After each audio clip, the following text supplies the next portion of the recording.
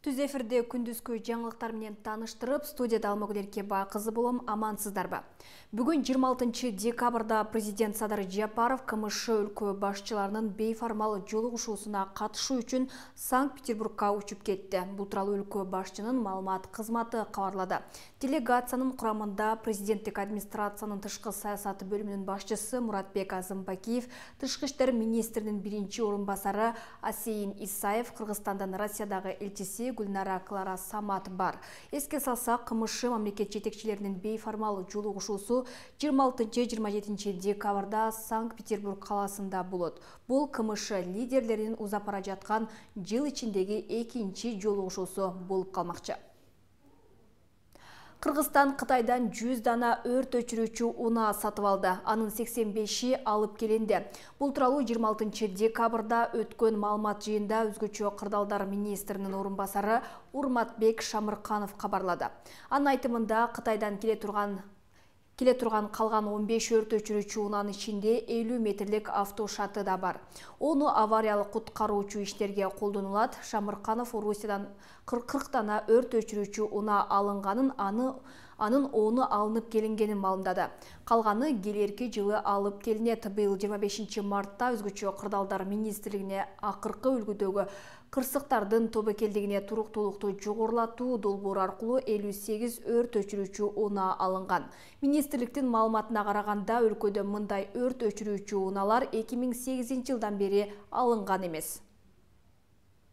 УКМКнын кызматкерлери тарабынан жүргүзүлгөн түшүндүрүү иш-чараларынын натыйжасында Хан Каймана аты менен белгилүү болгон Кочкор районунун тургуну Алмаз Чигентаев эч бир криминалдык чөйрөнүн өкүлдөрү менен байланышы жок экендигин айтты. Бул тууралуу улуттук коопсуздук боюнча мамлекеттик комитеттин басма сөз кызматы 26 декабрда билдирди.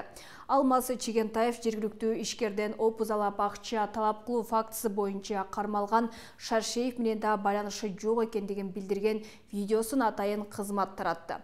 Мурда кийин кылган туура эмес иш-аракеттери үчүн элден кечирим сурап, мындан ары эч бир криминалдык чөйрөнүн өкүлдөрүнө аралашпай, дыйканчылык менен тынч турмуш куруу милдетин алды деп айтылат УКМКнын маалыматында.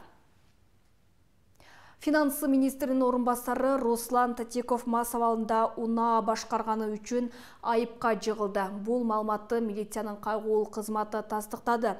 Маалыматка караганда 22 декабрга караган түнү инспекторлор тарабынан министрдин орун басарына тийиштүү делген унаа токтотулган. Наркологияда анын ичимдик колдонгону аныкталган. Мас абалында унаа башкарганы үчүн атка минелерге 17,5 миң сом айып пул салынып, Lexus 330 унаасы айып жайга киргизилди. Борбор каладагы Фламинго паркындагы камикадзе аттракционуна түшүп эс алып жаткандар баштары ылдый караган тийде асылып калган видео интернетке тарады. Окуя 25 декабрда кечинде болгон. Парктын администрациясы социалдык тармактагы маалымат сейрек кездешчү, бирок кээде болуп калчу окуя экендигин, себеби электрондук реленин бири иштен чыкканын айтты. Ал маселе бир нече минутада чечилгенин жана асылып калгандарды аттракциондон аман эсен чечип алгандыктарын билдирди.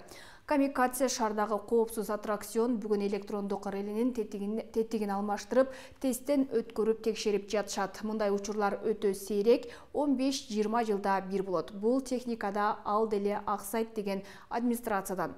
Парктан аттракционго эс алууга келгендерге өздөрүнүн коопсуздугу үчүн түйшөлүүгө негизи жоктугун айтышты.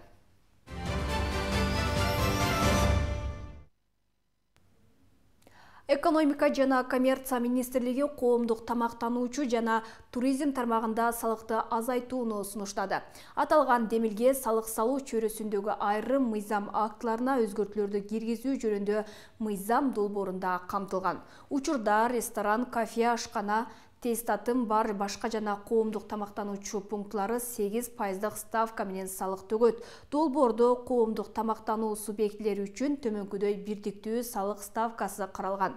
Бишкек жана Ош шаарларында 6% накталай түрдө, 4% нақтылай емес формада, өлкөнүн калган аймагында 5% нақтылай түрдө, 3% нақтылай емес формада. Туризм тармагын колдоо максатында ишмердүүлүк үчүн бирдиктүү салыктын ставкаларында төмөндөтүү сунушталган. Азыр алар кирешесинин 6 жана 4%-ын түрөйт. Эми накталай түрдө 4%, накталай эмес формада 2% болмокчу. Аталган мыйзам долбоору парламенттин кароосуна киргизилди. Ушул жылдын 10 айында Кыргызстанга 29110 жеңил унаа алып келинген. Бул өткөн жылдын ушул мезгилине салыштырмалуу дээрлик 3 эсеге көп. Улуттук статистикалык комитеттин маалыматына ылайык, унаалардын жалпы баасы 345,1 миллион АКШ долларын түзгөн. Эң көбү Грузиядан 12,4 миллион долларга 6463 унаа алып келинген. Өткөн жылдын ушул мезгилинде Кыргызстан Грузиядан дээрлик 5 эсе аз, башкача айтканда 1135 унаа алып келген. Жеңил унааларды импорттоо боюнча кийинки орунда Корея турат. Ал жактан 39 миллион долларга 5755 унаа импорттолгон. Январь айынан октябрга чейин Россиядан жергиликтүү унаа рыногуна 5612 жеңил унаа кирген. Алардын жалпы баасы 77,5 миллион долларды түзгөн. Ал эми АКШдан алып келинген унаалардын саны 3922 түздү. Алардын жалпы баасы 43,3 миллион долларга жеткен. Япониянын автомобиль өнөр жайы ички жолдорду 27,6 миллион долларлык 2250 автоунаа менен толукталды. Литвадан Кыргызстанга 1643, Кытайдан 1078 унаа алып келинген. Башка жакынкы жана алыскы чет өлкөлөрдөн 700гө жакын алынган. Балаты майрамында Аяз атага кат жазган балдарга белектер берилди. Бүгүн 26 декабрь күнү президенттин Ош облусундагы ыйгарым укуктуу өкүлүнүн балаты майрамы болуп өттү. Салтанатка облус аймагында аялуу катмардын, үй бүлөлөрдүн жана окуудагы мыкты жетишкендиктерге жеткен 235 бала катышты. Жаңы жылдык балаты майрамында балдар үчүн Куурчак театры, театралаштырган оюн-зоок программалар уюштурулуп, Аяз атага кат жазып, белек сураган балдардын кыялдары орундалды. Ошондой эле аз камсыз болгон үй бүлөлөрдүн балдарына Ош облусунун башчысынын атынан жылуу кийимдер белекке берилди.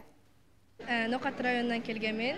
Ош мунун Нокат гимназиясынан тандалып келдим. Мен бул балатыга биринчи жолу катышып жатам. Маанайларым өтө жакшы болуп жатат. Саламатсыздарбы, урматтуу коноктор. Сиздерди келе жаткан жаңы жылыңыздар менен куттуктайм. Сиздерге чын ден соолук, узун өмүр, жаңы жылда чоң ийгиликтерди каалайм. Кыргызстандык мушкер Самат Кыргыз Абдрахманов таймашуу боюнча дүйнөнүн эң ири лигасы Бернакл EFC'нин мурдагы чемпиону Элвин Бриттону жеңип алды.